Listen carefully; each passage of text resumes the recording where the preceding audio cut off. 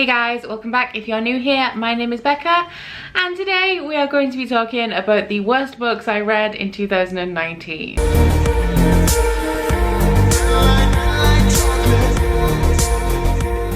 Now you may have noticed with the videos that I've been posting over the last few days, I don't put disclaimers on these videos and I'm still not doing that now, but I do need to mention something that I did forget to mention in both my most disappointing and most surprising books of 2019, and that is that these are only the books that I read in 2019, not 2019 releases. I don't read that many new releases. I would say 25% of the books that I read at most are new releases. Everything else is backlist. So if you were confused about that, all of the books that I have mentioned in the last two videos, this one and my best of, which is coming tomorrow, are books that I have just read in the past year, not books that were released in the last year. So I probably should say that if you want any tea, you're probably not going to get it. If you want the tea video, that was probably my most disappointing books of 2019. I typically don't get that invested in bad books. I don't rant all that often. I may have done a mini rant maybe twice this year in my vlogs, but I'm just not that emotionally into how much I dislike books.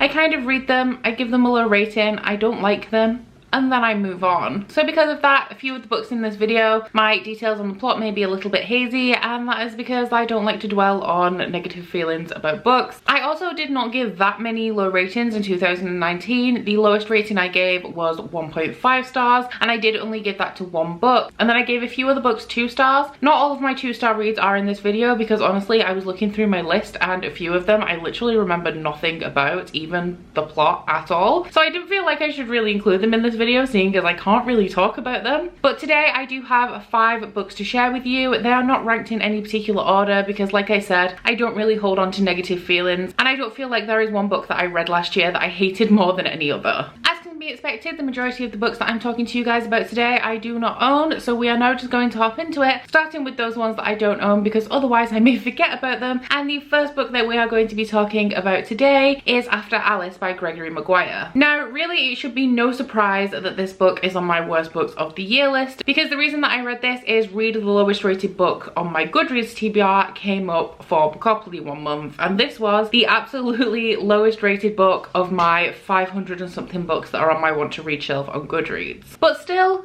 when I went into this, I wasn't necessarily sure that I wasn't going to dislike it, because I have noticed that Gregory Maguire's books do tend to be quite low rated. It is for a good reason, but it is a common trend, so there was a chance that I may still have enjoyed this book. So After Alice follows Alice's disabled best friend who falls down the rabbit hole after Alice, and it is about this girl's adventures in Wonderland. In this book we do have a split narrative, and the other perspective is from Alice's older sister up in the real world. Now one of the reasons that I didn't like this book is because that split perspective was completely unnecessary. I no longer remember the year that this book is set in, but it is very much a time where black people were not really accepted. We do have a black character in here as well who is the ward of one of Alice's parents' friends, and that is the main focus of Alice's sister's perspective. Essentially, I really did not like the treatment of the black boy in this. I can't really remember the specifics of it right now, but just generally the way the boy was treated was just really unnecessary, and while it is a reflection of the time, I feel like Alice's sister had this attitude that she was a little bit more liberal and open to the acceptance of black people, but then she still jumped to these conclusions. Now as for the disability representation in here, Alice's friend who falls down the rabbit hole, as I said, is disabled. She has a back brace, but when she's in Wonderland her back brace just pops off and she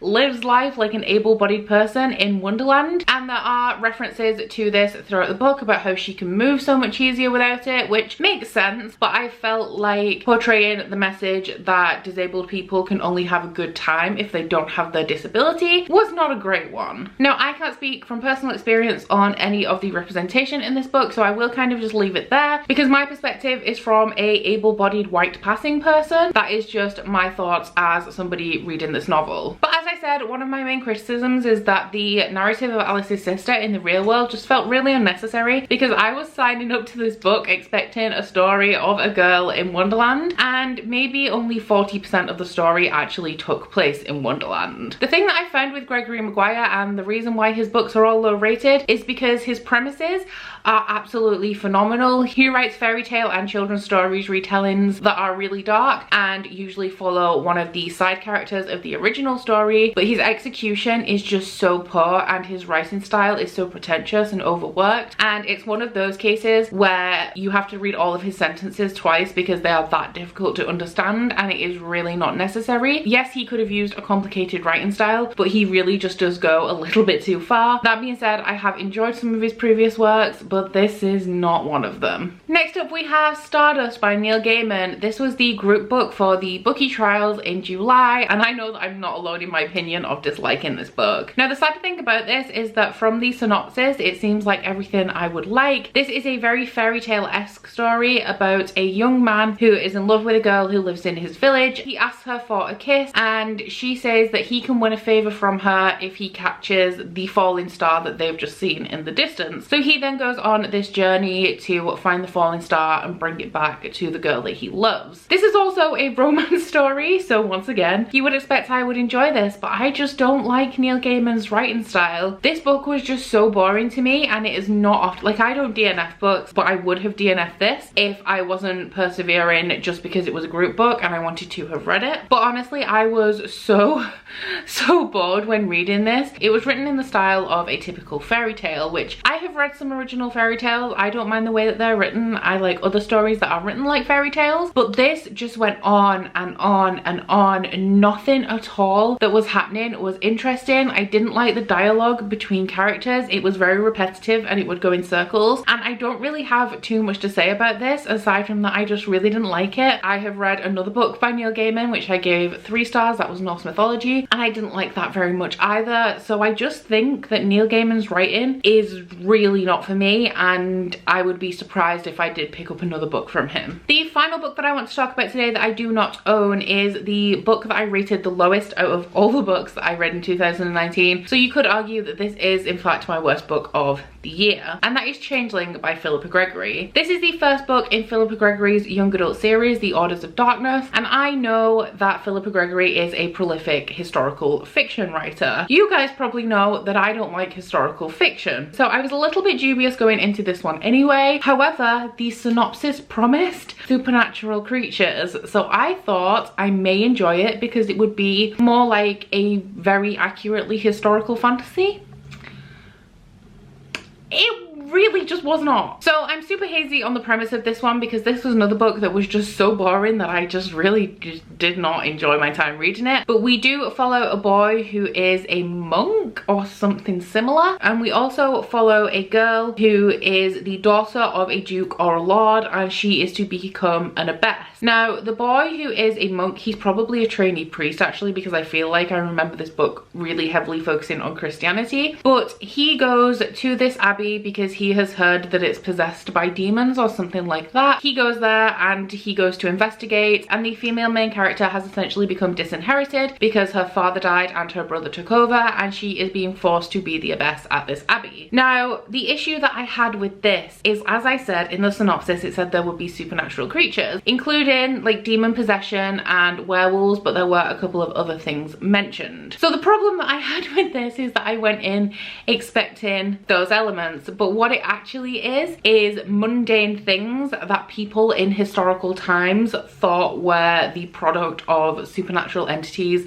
the devil, and witchcraft and things like that. So I'm sure we're all familiar with the Salem witch trials. It's possible that witches did exist. It's possible that the women that they burned were in fact witches, but what is actually more likely is that they were high-spirited women, or they acted out against the male figures in their lives in other ways, so people just deemed them witches or possessed and killed them. And that is pretty much what was happening in here. This is not remotely a supernatural historical fiction or a historical fantasy. This is a historical fiction book that is set in a highly religious Italy, I believe, that features religious superstitions and archaic superstitions. I don't like historical fiction. I thought that the writing style was very dry. I had a horrible time reading it, and I unhauled that bitch so fast and will never pick up another book by Philippa Gregory. So for the two books that I do still own, these are the two that you guys are probably gonna fight me on a little bit. But the first one is The Dark Descent of Elizabeth Frankenstein, which I will be unhauling. It is in my unhaul pile. I just don't have enough books to actually make a video for you guys yet, which is the only reason I still own this. So this follows Elizabeth Frankenstein, who is the adoptive sister of Victor Frankenstein from Mary Shelley's Frankenstein. Now, I believe that Elizabeth Frankenstein was mentioned very briefly in the original work. I have read Frankenstein, but when I was 15, so I have very little recollection of that book. Kind of wish I'd have read it before going into this so that I could compare the two, but Kirsten White, like Gregory Maguire, does tend to write retellings featuring minor side characters. So in this book, Elizabeth Frankenstein is adopted by the Frankensteins to be a companion to Victor because he is showing some concerning tendencies, and the Frankensteins think that having a companion for him will tame him a little bit. Now, Elizabeth had an abusive background before this, and she was taken from poverty, so the position that she holds in the Frankenstein household is very important to her. Many years later, Victor Frankenstein does go to university, which is a place where women can't go, and the Frankensteins are rapidly running out of money. Elizabeth has been left behind in the Frankenstein household, and she is feeling very insecure about her position, and she's also feeling insecure because she hasn't really heard from Victor the entire time he's been at university. So she takes her friend Justine to go and look for him to re-establish her position in the household and reassure herself that she is still needed in Victor's life and is not becoming useless as she feared. So going into this, I thought that this would be the backstory of their relationship, starting from when Elizabeth is adopted up until probably, I assumed, around the point where Frankenstein starts to make his monster. This is pretty much a straight retelling of Frankenstein from the perspective of a different character. I didn't like the timeline in this because the predominant timeline in this is the present day, where Elizabeth is going to find Victor. However, in a very formulaic manner, every chapter there would be a flashback to an instance of Victor and Elizabeth's childhood to demonstrate their relationship. However, because it was told in this way, I don't feel like I fully grasped or cared about Elizabeth and Victor's relationship. Now, I didn't like Elizabeth, but that's fine because she's supposed to be unlikable, and that's not what I went into this story expecting. But I don't feel like I liked her because she's an unlikable character. I mainly disliked her because the first 100 pages of this book were so repetitive that she was just really annoying me, that she just kept doing the same thing over and over again. So as I said, they do go to university to find Victor, and the first 100 to 150 pages of this 300-page book are her going to somebody who she thinks might know Victor, knocking on the door saying, "Have you seen Victor?" Having a conversation with them, going knocking on somebody else's door, asking if they've seen Victor, and it just repeats. Now, this was published as an homage to Mary Shelley on one of Frankenstein's anniversaries, and I believe that Kirsten White did try to imitate the style of Mary Shelley in writing this book, which I don't really have a problem with. And I also don't have a problem with her paying homage to an author that she admires on an anniversary. This book did pick up for me around the halfway point. I wasn't wholly invested, I didn't wholly like what was going on, but at least something was happening and it was entertaining. But even when I got to the end, the main problem that I have with this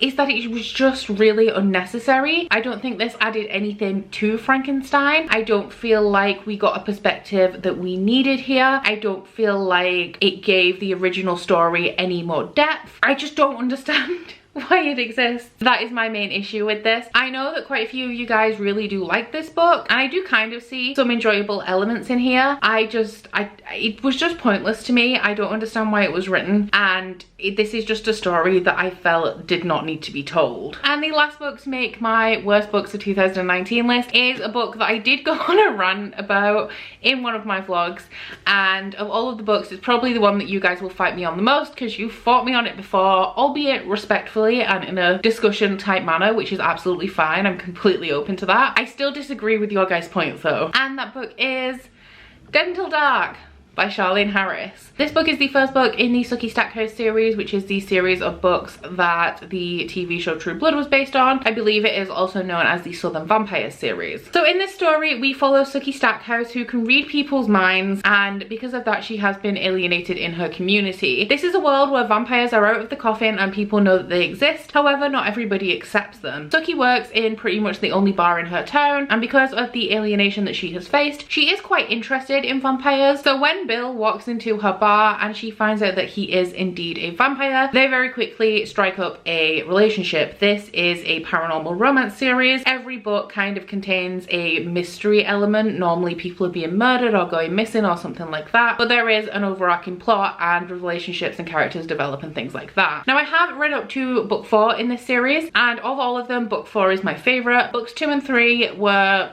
okay, they were better than this. I don't love them, but this series does make really good palette cleansers, so I will continue to read them. I do see that there are improvements in the further books in this series, so I'm not really bashing the series as a whole, just this particular book, because I don't think that it was well written. You guys gave me your reasons why you think that it is, and I respect that, but I still kind of disagree. One of the main issues that I had in this book is that Charlene Harris would introduce things and then never resolve them. One of those things is why Sookie can read minds, and I know that you guys said in my comments like, oh, you find out why she can read minds later in the series, which this is fine, that's fine, but I've read 4 books and I still don't know why she can read minds. I think what I didn't articulate the first time I spoke about this book is the reason that I feel like it's bad writing is because, to me, a well-written book that has mysteries that are revealed later in the series lead you to wonder about these things and want answers. The way that the elements are placed in this series doesn't do that. They're kind of just mentioned and you are expected to accept it and not really question it, and pretty much forget that you don't know why any of these things exist and just wait for the reveal in like 6 books time. And that's pretty much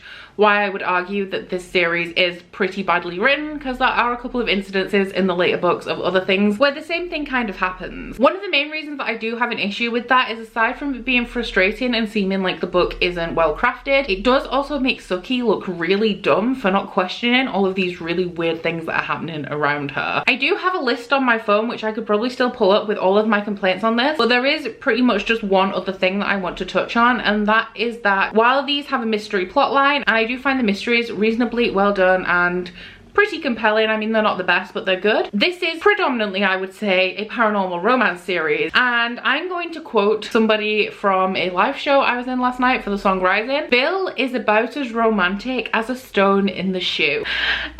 Which is what somebody said to me last night about Warden, and I did disagree on that point. But Bill has no personality. Bill is like a cardboard cutout of any kind of tall, brooding love interest in stories like this. I would even say less so. He's more like Dracula, you know, the stereotypical one, like the black and white Dracula where he has a white face and he has like his cape over his mouth. That is Bill. Bill has less personality than Angel in Buffy, who is a really cool, sweet, brooding guy, but he's not fun to be around, and Bill is worse than that. Bill is just not appealing. The descriptions of Bill, he's not attractive, he's not romantic, he's wooden, he's wooden. He has no expression, he's not particularly passionate, he doesn't have any sort of redeeming person, he doesn't have a personality trait. Has this guy ever laughed? I don't think he has. So those I said I wasn't ranting in this video, but like I get a little bit about these books. That being said, I have continued on with the series. I am continuing on with the series. I do feel like they are good palette cleansers, and I have come to accept that I am a fantasy reader reading paranormal romance. They're not going to be as well developed in the fantasy aspects as the books that I typically read, and I have now come to accept that, and I'm not questioning it too much. I'm just kind of rolling with it, because at the end of the day, I don't think that these books are meant to be that deep. I'm just making them that deep. There are some really good aspects in here as well. I don't want you to think that I mean that these are fluff. There are incidences of traumatic things happening to Sookie which do have repercussions in some of the later books. There are a couple of questionable things in the later books that I don't feel like have been challenged appropriately, but you guys have told me that they are. So we'll see how I go with this, but like I said, I'm kind of just not reading into it that much. I'm just going into these enjoying the romantic aspects, which I can now because Bill just fucks off quite regularly. So I'm enjoying these a lot more now. They're just not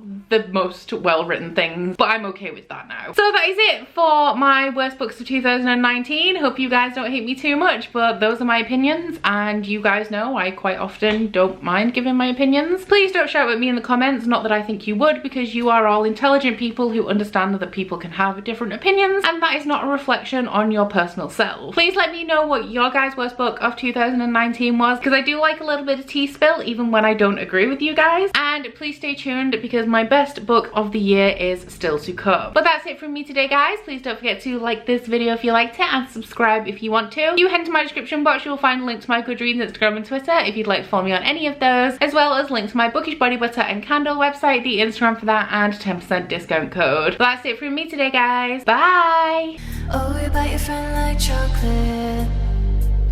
You say you're ready to go when nobody knows, with guns hidden under our petticoats. We're never gonna quit it, no, we're never gonna quit it, no.